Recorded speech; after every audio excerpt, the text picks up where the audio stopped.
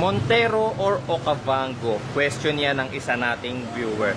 Actually mga bossing, pareho na akong nagkaroon niya. And ang personal unit ko ngayon is si Geely Okavango. Pero bago ko sagutin yan guys, pasok muna tayo sa loob, napakainit.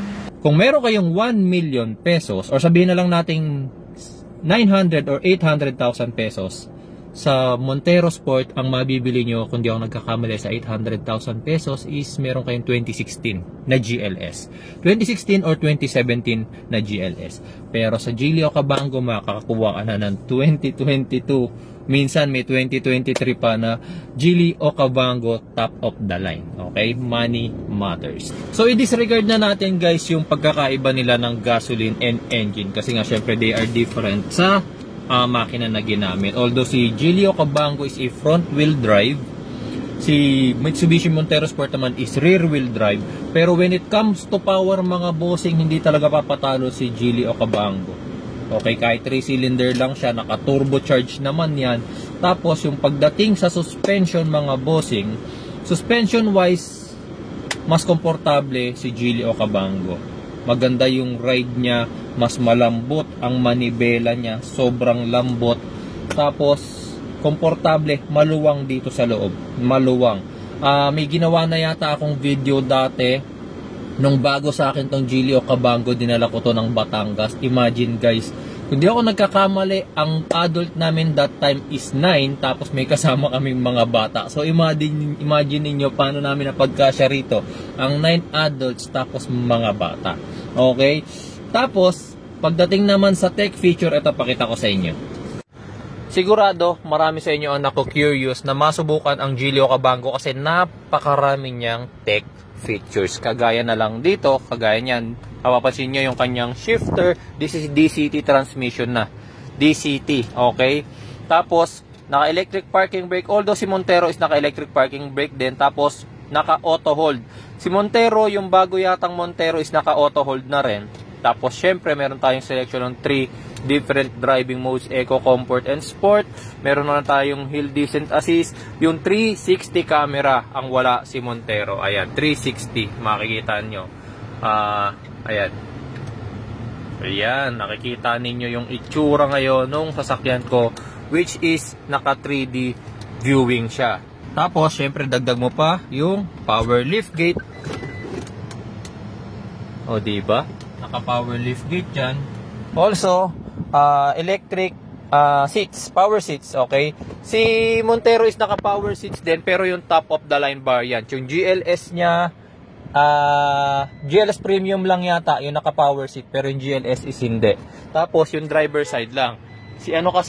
Si Geely Okavango kasi is naka-power seat yung kanyang, kahit yung second, yung passenger seat niya rather. Another plus pa, syempre, sunroof. Ayan. Although ako kasi guys, hindi ko rin masyadong nagagamit ang sunroof. Kasi nga, syempre, sa init ng Pilipinas, kahit nga yung curtain, hindi ko masyadong binubuksan yan eh, okay? So, binubuksan ko lang yan kapag, sa totoo lang, kapag gusto mong magyabang. So, alin nga ba yung mas mapapayo ko sa inyo? Actually, kung kayo is techie person, mahilig sa feature, mahilig sa mga high-tech things about car, choose Geely Okavango. Kasi talagang siksik sa features ito. Tapos, when it comes to comfort, masasabi ko talaga na mas komportable ako sa Geely Okavango kaysa nung sa Mitsubishi Montero. Pati pasahero, mas komportable sila rito, mas maluwag. And sa totoo lang, mas marami talaga ako na isakay dito sa Geely Okavango compared nung nasa Mitsubishi Montero Sport ako. Pero kung hindi ka mahilig masyado sa techie and ang gusto mo naman is yung mas matibay, syempre, without a doubt, mas matibay naman talaga si Mitsubishi Montero. Although dito kay Geely Okavango, this is 2022, so 2024 na ngayon, pa 2025 na, so magti 3 years na itong Geely Okavango na to.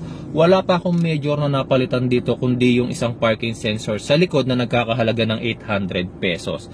And mahirap bang humanap? Actually, yung parking sensor nung bumili ko, same day, meron naman. I don't know kung meron sa ibang parts kasi wala pa naman akong major parts na pinapalitan dito sa aking Geely Okavango. Pagdating naman sa fuel consumption, eto mga bossing, kapag sa city ka nakatira, hindi ko maia-advise sa'yo si Geely Okavango.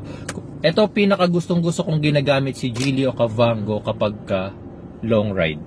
long ride, yung dadaan kami ng expressway, skyway. Pero kapag dadaan kayo ng city or sa city kayo nakatira at gagawin mo siyang daily driving car, wag. Why? Para kang naka-sports car sa fuel consumption. Why? The worst fuel consumption na naranasan ko kay GD Okavango is 4.5 to 5 liters, 5 kilometers per liter. Imagine nyo, para ka naka-sports car.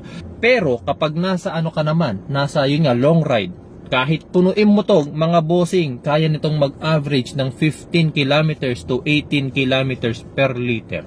Ganun naman siya katipid. Alam yan ng lahat ng Geely Okavango owners. Si Mitsubishi Montero kasi, nung ginawan ko siya ng fuel consumption test, nung dinala ko siya sa probinsya, nag-average siya ng 9 kilometers per liter. Puno rin naman kami nun. And sa, ano kami dumaan? Expressway, tas Balagtas Bypass Road, tapos Philippine Maharlika Highway. Okay? Pero eto si Geely Okavango yung pinaka-impressive sa fuel consumption when it comes to long ride, expressway. Pero sa city, I will tell you honestly, hindi siya ganun ka-impressive. Disappointing pa nga siya. Pagdating naman sa mga marunong gumawa ng sasakyan, for sure, mahihirapan kayong humanap ng mekaniko na marunong gumawa sa Geely Okavango.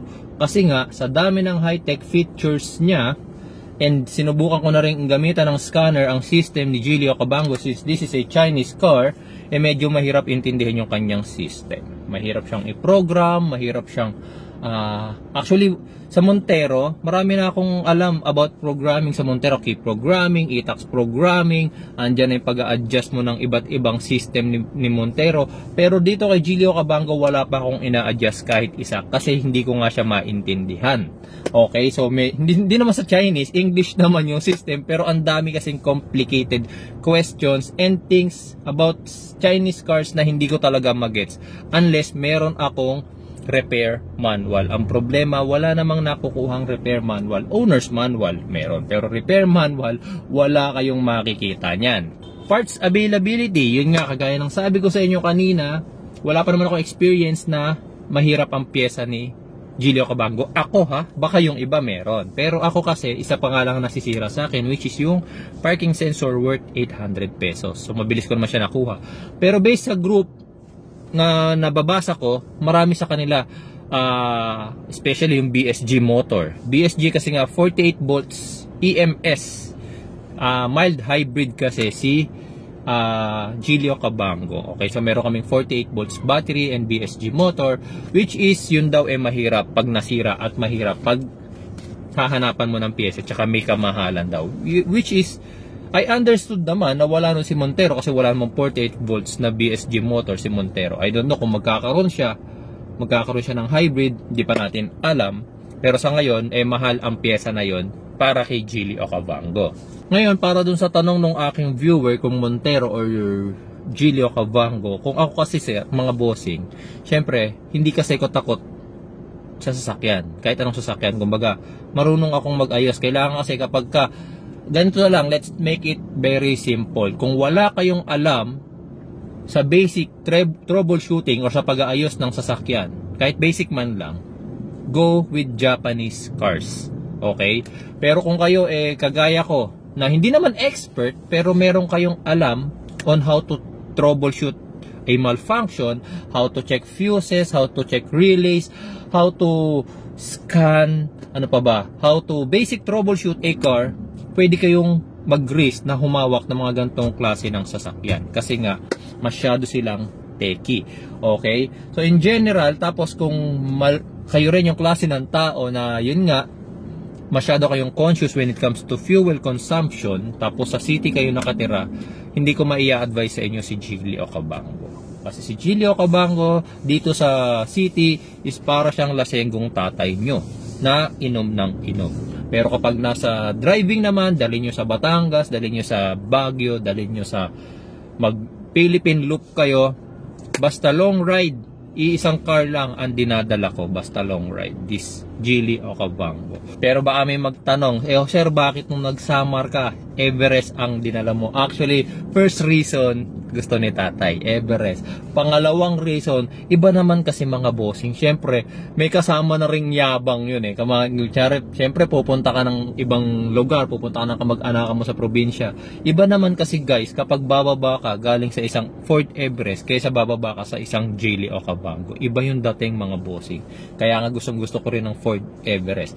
Ngayon, bakit marami siguro ang magtatanong sa inyo, sir? Bakit mo binenta si Everest at ngayon naka-Okavango ka? Sasagutin ko yan on my next video.